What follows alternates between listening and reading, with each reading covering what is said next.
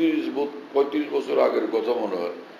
এই গুলিস্তানের কি একটা ভবন, যেখানে ওই যে কি বানায়, এটা সদরিরে কি বলে, মানুষে কি বলে, কোটি কোটি কোটি বানায় না, সদরি বানায়, কোটি বানায়। তো সেখানে আমি গেছিলাম।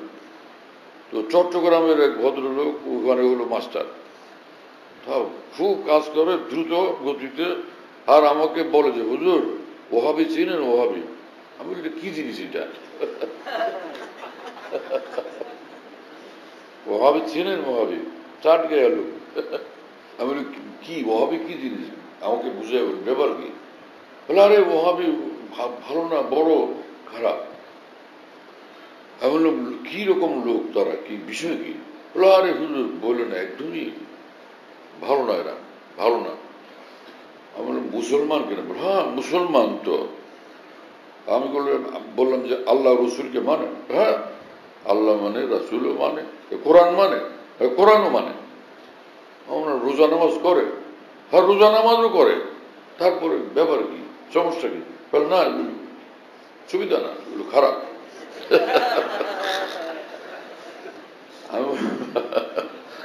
আমি বললাম যে কি ব্যাপারে, যে আল্লাহ মানে, রসুল মানে, কোরআন মানে, নামাজ পড়ে, সব করে, তারপরে খারাপ? না হুজুর এগুলো লোক ভালো না, রোজা নামাজ যতই করুক, আমল যত করুক, লোক ভালো না। তো আমি তখন বললাম যে ভাই রসুল্লাহ সাল্লাম দুনিয়া থেকে চলে গেছেন, ১,৫০০ বছর হয়ে গেছে, প্রায় ১,৫০০ বছর চলে গেছে। সেই তখন আবু লাহাব, আবু জাহাল আর কাফের মুশরিকদের এক একজনকে মুসলমান বানানোর জন্য কি জান কোরবান করে তিনি মেহনত করছেন। তারপরেও তো ওরা অনেকে দিন ইমান কবুল করলো না। আবু লাহাব হয়ে বললো, আবু জাহাল হয়ে বললো। হ্যাঁ, আর সেই রসুল সাল্লাহ ইসলাম তো নাই। আর সেই এই দুনিয়াতে ১,৫০০ বছর পরে আল্লাহ নবী যখন নিজে চেষ্টা করে এদেরকে পারলেন না যে মুসলমান বানাইতে, আল্লাহ বলে দিচ্ছেন এটা আপনার হাতে না, হেদায়ত, হেদায়ত আমার হাতে।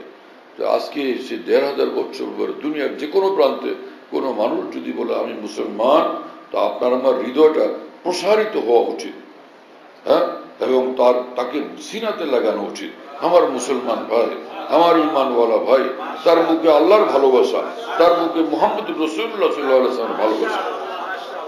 সে ওই লোকটাতে কাজ কাম করতেছিলেন, কাছে দিয়ে ধুম কাটতেছেন, ও তো মাস্টার। তো পরে এগুলো রাখছেন, দেখে একদম আমার দিকে তাকান, ওহো আপনি এমন একটা কথা বললেন, আমার তো দারুণ ভালো লাগলো, আমার ভীষণ ভালো লাগলো। এইরকম কথা তো আমাকে কেউ বলেনি।